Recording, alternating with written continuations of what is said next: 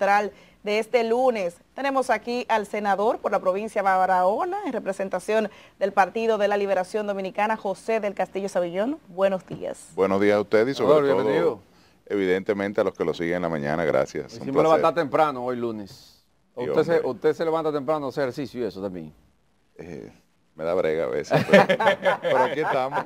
Sí, bienvenido, bienvenido. Senador, ¿cómo está el Congreso en la actualidad? Ustedes tienen una papa caliente con el tema de la Cámara de Cuentas, porque una vez despache la Cámara de Diputados, le toca a ustedes hacer la función de juez, ponerse la toga y el birrete, en caso de que se proceda a un juicio político. ¿Cómo está hoy día eso? Primero habrá que ver en qué deriva el proceso que se está siguiendo en la Cámara de Diputados. Hay una comisión que preside el diputado Genaro Lanza, que dicho sea de paso fue la misma que evaluó inicialmente a los miembros de la hoy Cámara de Cuentas. Es decir, ellos hicieron una preselección y sometieron las ternas en este caso a la son fiscal y parte del Senado. Juez. Bueno, yo para contextualizar un poco, porque al final de cuentas es atribución del Congreso producir esta designación cada 4 años. Y bueno, ellos están investigando, ya veremos si instruyen un proceso de juicio político y lo someten a la consideración del Senado. Lo cierto es que hay elementos, por lo menos que han minado la credibilidad de la Cámara de Cuentas y que evidencia una crisis institucional, sobre todo interna, entre sus miembros, que ha dejado mucho que desear. Entonces, yo creo que el papel del Congreso, en gran medida, no es solo designar, sino también darle seguimiento al desempeño de los designados. Tenemos un papel de fiscalización. En este caso, evidentemente, la Cámara de Cuentas es un extrapoder, o sea que por eso la única vía, digamos, de producir esto es la que está siguiendo el Congreso, que pudiese derivar en un juicio político. Nosotros estamos a la espera de ver el resultado de esta investigación, de determinar, ¿verdad? No puedo yo criticar a favor o en contra el trabajo que haga la Cámara de Diputados, porque todavía digamos que estamos en una fase previa. Pero esperemos que se produzcan las investigaciones del lugar y que entonces la Cámara decida si procede o no con el juicio político. Bueno, ¿cómo se ve, senador? ¿Usted qué observa que pudiera ocurrir ahí? Porque esto está como muy tranquilo, además de, caramba, el mismo que eligió a través de la Cámara de Diputados, que hizo el informe, que estuvo presidiendo esto, bueno, el que preside la misma comisión. A decir verdad, ellos sometieron ternas. Al final de cuentas, quien produjo una elección finalmente fue el Senado. Yo, de hecho, formé parte de la comisión en el Senado, tanto de la Junta Central Electoral como de la Cámara de Cuentas.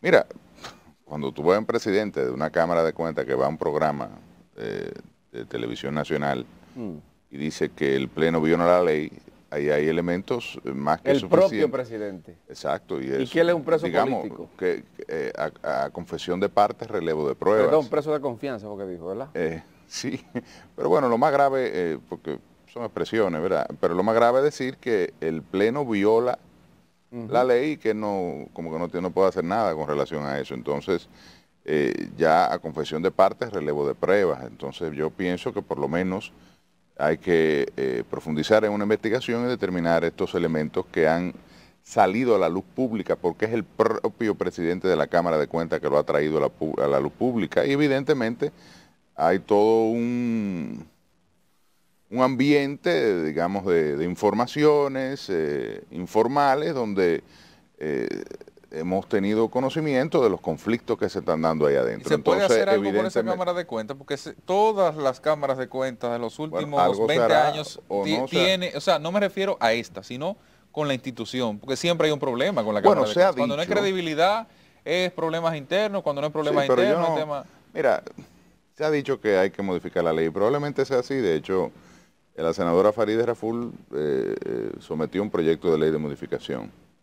Se ha planteado que eliminar el tema de la revisión del bufete directivo de la Cámara, porque no es de los miembros, es el bufete directivo. O sea, la idea en la ley actual es que cada 2 años ese bufete directivo puede cambiar. Usted dirá, bueno, eso es movilidad, eso está bien porque le da oportunidad a otros. Incluso revalidaría el bufete directivo si lo ha hecho bien. Ahora, por otro lado, usted dirá, bueno, eso genera un conflicto interno entre los propios miembros, aquellos que aspiran a la presidencia de la Cámara, de empezar una estrategia de boicot en contra del titular para sustituirlo a los 2 años. Eso se ha dicho. Ahora bien, yo pienso que el problema no está en la sábana, como la ley ha funcionado para otras cámaras de cuentas que han sabido manejarse en el contexto de un órgano colegiado. Lo que a mí me parece que la conformación actual y los conflictos que se han derivado de esa conformación, de verdad que han dejado mucho que desear en términos del comportamiento de los propios miembros de la Cámara de Cuentas. Senador, la Iglesia ha pedido que ustedes se pongan la pila con el tema del Código Penal. Yo estoy de acuerdo. Dominicano. Yo estoy de acuerdo y he estado de acuerdo. ¿Va a terminar el gobierno y no lo van a aprobar?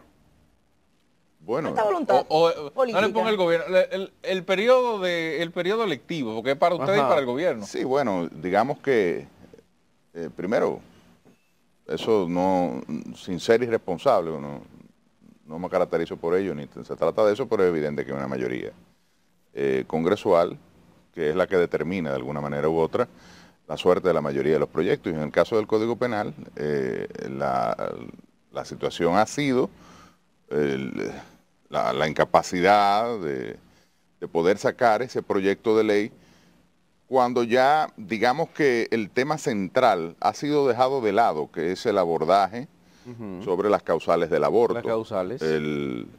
Y esto surgió inicialmente en la Cámara de Diputados, la idea, ni siquiera fue en este Congreso, sino en el Congreso pasado, la idea de dejar a un proyecto de ley especial el tema del aborto, de las 3 causales, ¿no? Que sería, digamos, la solución intermedia frente a la prohibición total de cualquier posibilidad de interrupción del embarazo o a la apertura, ¿verdad?, del aborto sin restricción, salvo el tema biológico de la cantidad de semanas, que es lo que se discute en otros países.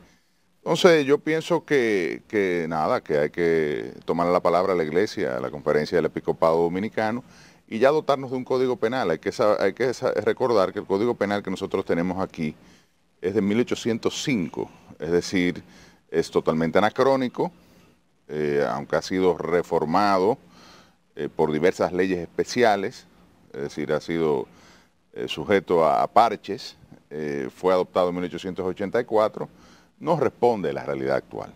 Hay que reformular todo el tema de las penas, hay que introducir una serie de delitos que ni siquiera existían a la hora en que se aprobó inicialmente este código bajo el imperio de Napoleón.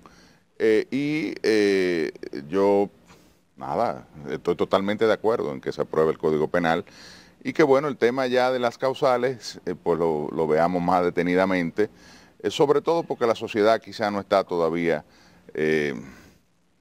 madura para sostener una discusión sobre este tema. Senador, ya usted, perdón, sí, era el mismo tema. Bueno, a propósito de que el senador... Además, para que no pregunte tú solo. Fue ministro de Obras Públicas. No, de Industria y Comercio. De Industria y Comercio, o sea, ahí con el relajo. Usted fue ministro de Industria y Comercio, tiene conocimiento bastante de la ley de hidrocarburos y a través del gobierno se ha prometido en varias ocasiones bajar los precios de los combustibles con esta modificación. Sin embargo, recuerdo que en una ocasión usted dijo que no hay condiciones para que a través de esta modificación a la ley de hidrocarburos se logre bajar el precio. No, yo lo que he dicho es que el tema central en la estructura de precios, o sea, lo que más impacta en términos de lo que, ¿verdad?, la población siente es la estructura de impuestos. Bueno, y los márgenes, ¿no? Pero hoy en día cerca del 60% del precio de la gasolina lo constituyen impuestos. Entonces, evidentemente somos un país que no produce petróleo, no produce gas natural, estamos sujetos a las condiciones internacionales del mercado. Hay que reconocer que ha habido una situación inflacionaria que ha impactado la República Dominicana, pero que tiene un componente internacional importante. El gobierno el año pasado, y en esto yo trato de ser lo más objetivo posible, porque por lo mismo que tú dices, yo fui ministro de Industria y Comercio y no voy a venir yo aquí a articular un populismo barato. Sí, no, yo recuerdo, el PRM me daba hasta con el cubo del agua. Recuerdo una vez que el presidente de ese momento del Partido Revolucionario Moderno lo era Andrés Bautista y ante unos señalamientos que me hicieron, pues yo salí al frente y me dijo que yo no era economista y que yo lo que era abogado, como que yo no sabía de eso. Y bueno, es parte de la dinámica política que se da con un tema tan sensible como es el precio de los combustibles. Pero lo que te quiero decir es que el año pasado la realidad es que el gobierno destinó 38.000 millones de pesos en subsidios directos a cosa inédita, no se había hecho nunca.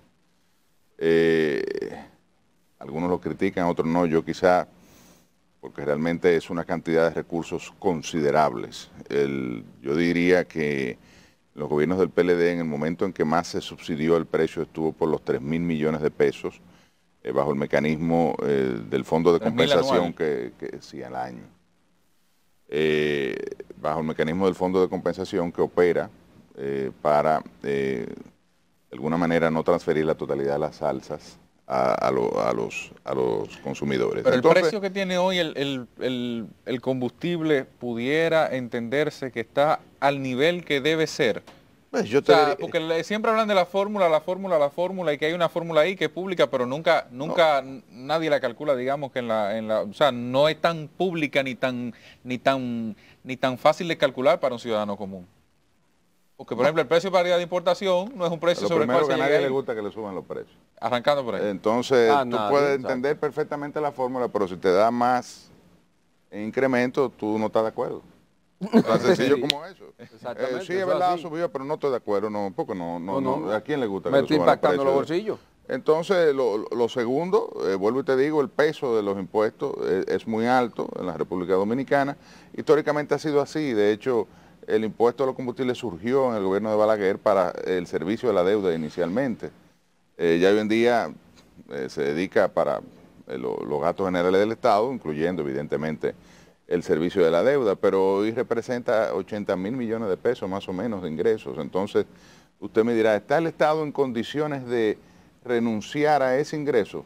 Bueno, Senador, sí, pero probablemente se lo saca el pueblo dominicano por otra vía. Entonces, si hoy en día están a los precios que están, yo lo que te diría es que a mí me sorprendería que el gobierno no quiera bajar los precios de los combustibles. Y Senador, te lo digo lo que honestamente, tiene siendo que ver, opositor, sí, pero en el entendido de que yo también fui administrador de ese sistema de precios y que yo no voy a venir aquí con un discurso Claro, populista, a menos que yo vea que real y efectivamente hay un manejo inadecuado. y lo que tiene que ver con la ley de es que vuelvo y te digo, lo esa que ley yo te ni decía siquiera ha sido ahorita, tocada. lo que yo te decía con la Cámara de Cuentas, la fiebre no está en la sábana. Ajá. Es decir, Ni a estudio le han mandado esa ley, ni a comisión. sí, está en una comisión, pero esa ley está perimio ya. Es decir, mira, y por eso lo peligroso de jugar al populismo. Y ahí yo te diría, el gobierno vino con un discurso Sí. de que nosotros, cuando administrábamos esa ley, no en el caso particular mío, pero todos los ministros de Industria y Comercio que pasaron por ahí, Sí. tenemos un manejo oscuro y qué sé yo.